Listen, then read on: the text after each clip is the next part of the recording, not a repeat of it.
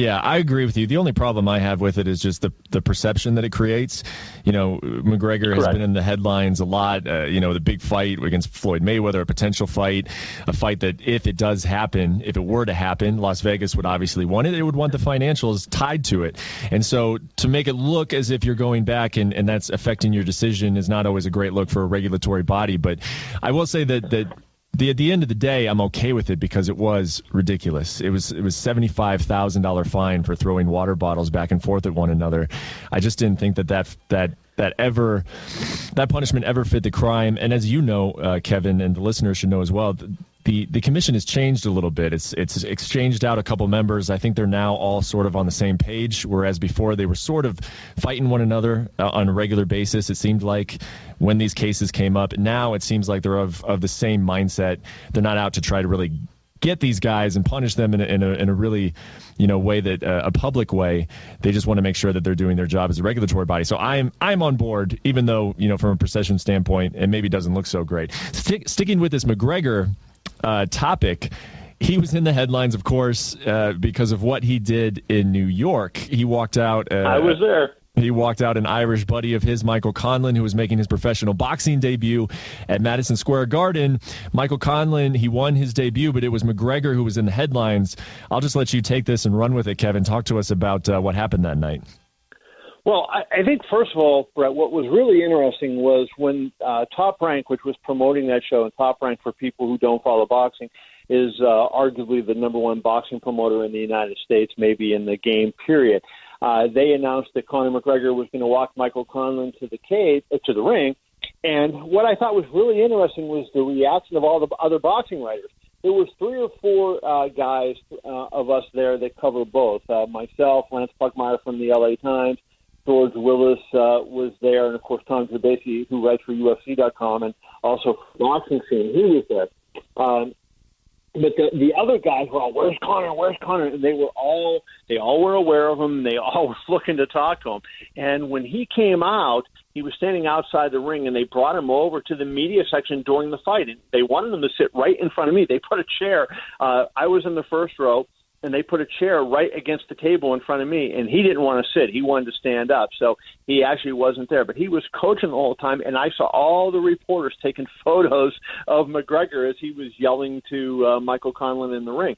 And then what happened afterwards, Bob Arum was down talking to a bunch of us. This was in the theater at the Garden. Just so people who don't know the venue know, it's like down in the basement of Madison Square Garden. It seats about 5,000.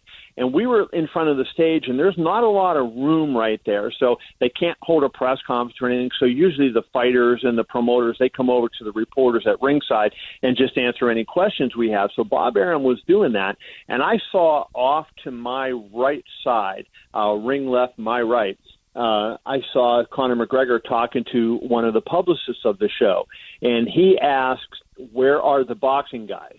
And I had talked to Conor earlier in the night, shook his hand, just made small talk, how you doing, blah, blah, blah, but nothing too lengthy.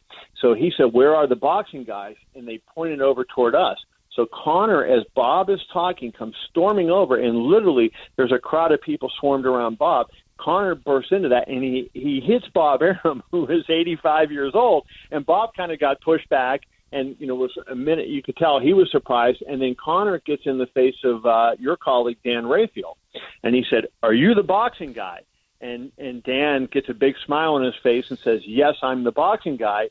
And then Conor leans in and he goes, "I am boxing," and he sticks his finger in Dan's face, and then he starts this rant about how I know everybody thinks I'm going to get beat, but I'm going to win the fight, and I guarantee you that I'm going to beat Floyd Mayweather, and the typical things that you and I have heard at any Conor McGregor media session that we've had with him. And he's young, he's in great shape, he's changing the sport, and then he said, "I am boxing."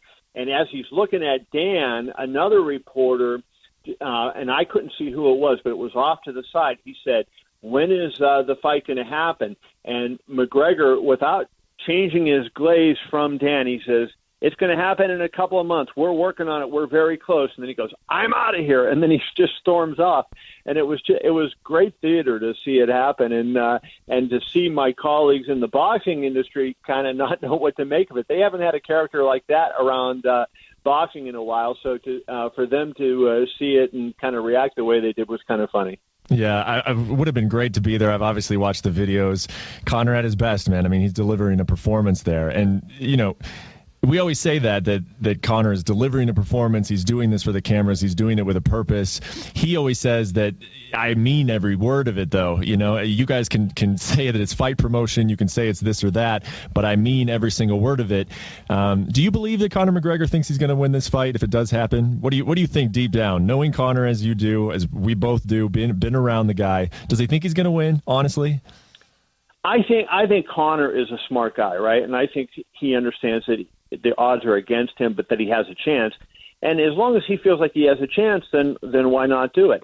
So I think if Floyd Mayweather was 28 years old like he is, Conor McGregor would not be calling him out because, hey, look, Floyd Mayweather, the great boxer that he is, and there would be zero chance. If there is a chance, and I want to be clear, I think Mayweather is, prohibitive favorite to win this fight. I don't want to be sitting here with anybody leaving with the impression that I think Conor is. But if there was a chance that, for McGregor to win, it would be the situation that we're in now, where Floyd Mayweather is 40 years old. He hasn't fought since September of 2015. If they fight this September, which looks like would be most likely, there'd be 2 years that he's off. You got a young guy that's aggressive that has nothing to lose, right? Because Conor is going to make a career-high payday off of this. And so what does he have to lose? So if he just charges in and starts firing punches, that's his best chance. I don't see him hitting Mayweather, but certainly, stranger things have happened, and time catches up to fighters, and sometimes their reflexes aren't the same, and all it takes is one punch. And so if he lands that one punch, so I don't think he thinks he's going to win the fight, but I do think he has a shot because of his punching power, and he's willing to roll the dice and take that chance. And even though I don't like the fight, I applaud him for being willing to do something and take risks. Well, we got to move on to the second headline, but real quickly, I do want to get your take. Do you think the fight happens this year, and what kind of take are you getting from the UFC? Because that was always the big hurdle to clear in this potential matchup is how is the UFC involved? What do they get out of it? Are they willing to put their star at risk? How much money do they get out of it? All of that. What kind of insight do you have on that? And again, at the end of the day, do you think the fight happens this year? I still think it does not happen this year. I think it's less likely. I think it's close, but I think it's less likely. I've talked to people, high up people on both sides, and, there's a huge amount of hurdles. And to even get it in September, 6 months from now, that's going to be a lot of work, I think. So I would say this year, unlikely. In terms of from the UFC standpoint, I mean, they're really in a rock and a hard place because if they say no and they put their foot down and don't let Conor do this, then, they're denying him a massive payday, even at least $50 million. I mean, I know he said he wants $100 million, but, you would have to think that this is going to be a several million pay-per-view buy. I talked to somebody in New York the other day, a high-up HBO executive, who told me he thought for sure it would surpass Mayweather-Pacquiao in pay-per-views, and that was $4.6 million.